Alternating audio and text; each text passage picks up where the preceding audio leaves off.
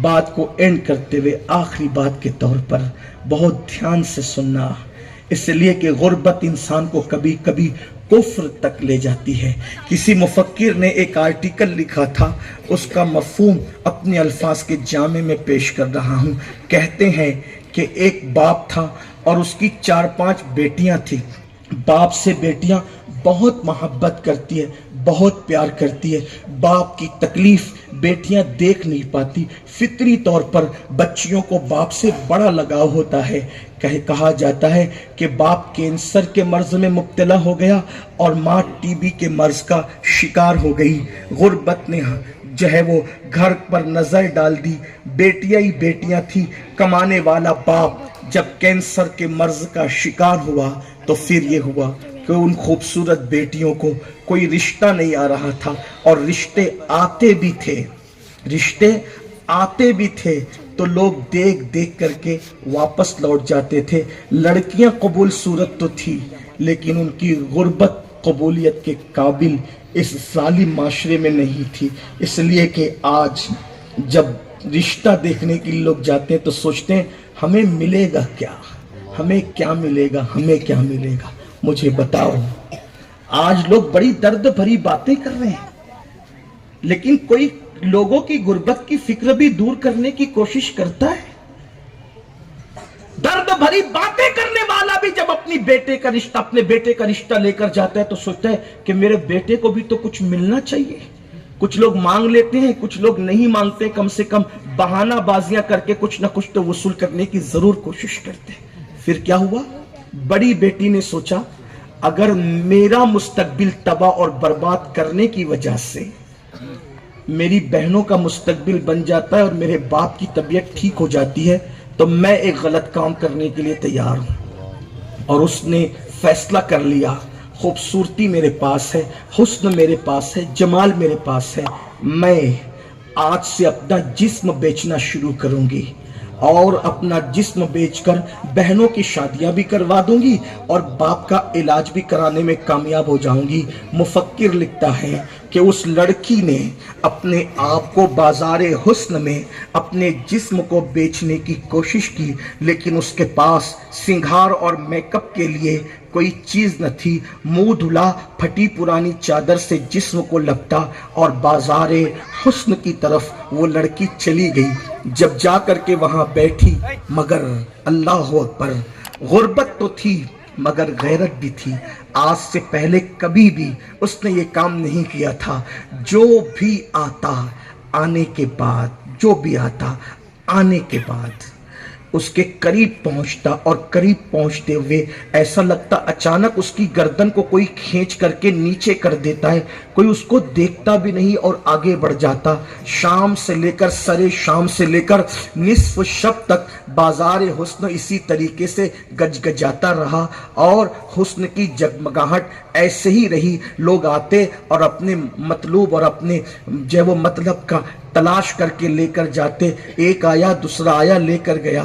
آخرکار جب رات میں اپنی سیاہ زلفوں کو وہ بہت زیادہ دراز کر دیا اور رات کی زلفیں کمر سے نیچے ڈھلکنے لگی تو پھر بازار حسن ختم ہو گیا۔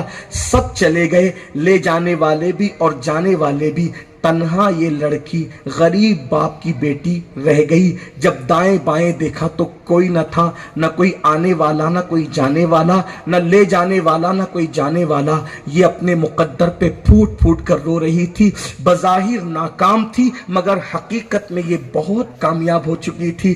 یہ گھر کی طرف لوٹنے لگی تو قدم بوجھل ہو چکے تھے، لیکن گھر میں کوہرام مچا تھا، قیامت صغریٰ قائم تھی۔ غریب کے پاس تو ایمان کے بعد سب سے بڑا قیمتی سرمایہ صرف اس کی حیا اور غیرت ہوتی ہے۔ غریب باپ نے بیٹیوں سے پوچھا کہاں گئی تمہاری بہن؟ تو بیٹیاں جواب نہ دے سکی تو باپ کلیجہ پکڑ کے رہ گیا۔ نصف شب گزر چکی ہے، رات ڈھل چکی ہے، بیٹی گئی کہاں ہے؟ لیکن اللہ اکبر، دروازے پہ دستک ہوئی، بہنوں نے جلدی سے دروازہ کھولا اور اس کے بعد جب دروازہ کھلا تو باپ نے بھرائی ہوئی آواز میں پوچھا ظالم کہاں گئی تھی؟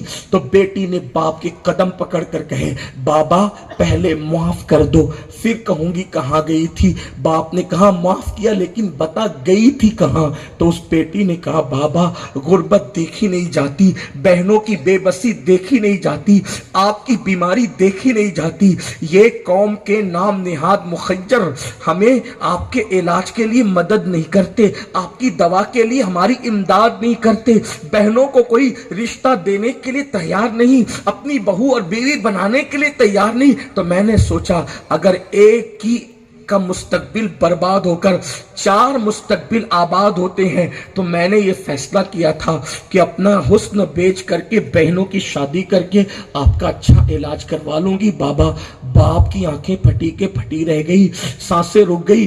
फिर क्या हुआ बाबा?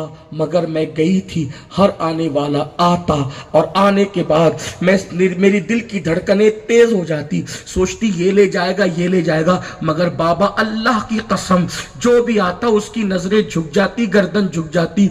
कोई इतना हसीन पूरे बाजार हुस्न में मेरी तरह न था, मगर किसी की नजर मुझ पर न उठी, सब किसी और को ले गए, मुझे नहीं। बाबा तेरी बेटी नाकाम लौटी, मगर हकीकत में कामयाब लौटी। बाप की आंखें चमक गई और बाप ने कहा, बेटी तू आधी रात तो क्या पूरी जिंदगी भी वहां बैठी होती, इंशाअल्लाह तुझे कोई न तकता। वजह?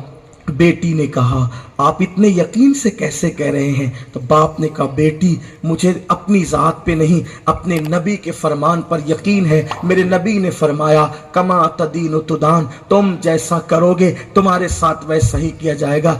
बेटी तेरे बाप ने कभी किसी औरत पर हराम नजर नहीं उठाई, तो जब मैंने किसी को पाप की नजर से न देखा, तो मेरी बेटी को पाप की नजर से कैसे देखा जा सकता है? लेकिन मेरे अजीज, आप अंदाजा करें, इस तरीके से कदम बहकते हैं। आज हम दर्द भरी बातें तो कर रहे हैं, क्या हम किसी का बोझ उठाने की कोशिश भी कर रहे हैं? हर नौजवान को शौक है, मुझे मालदार घराने की बीवी मिले, मुझे खूबसूरत बीवी मिले। मेरे अजीज, अगर हर बंदा यही करता रहा तो बताओ गरीबों का कौन पुरसाने हाल होगा?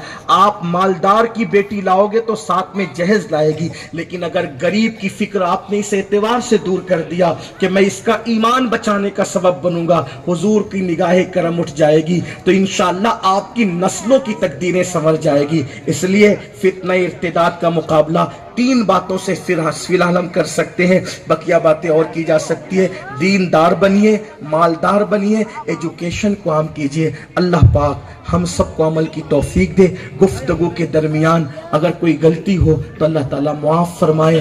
अस्तगफिरुल्लाह रब्बी मिन कुल्ली ज़म्बिन व अतूबु इलैहि। खुदा तुझे किसी तूफान से आशना कर दे, खुदा तुझे किसी तूफान से आशना कर दे कि तेरी बहर की मौजों में इज़्तिराब नहीं, न संभलोगे तो मिट जाओगे। ऐ हिंदी मुसलमानों, तुम्हारी दास्तां तक भी न होगी दास्तानों में। अस्सलामु अलैकुम व रहमतुल्लाहि व बरकातहू।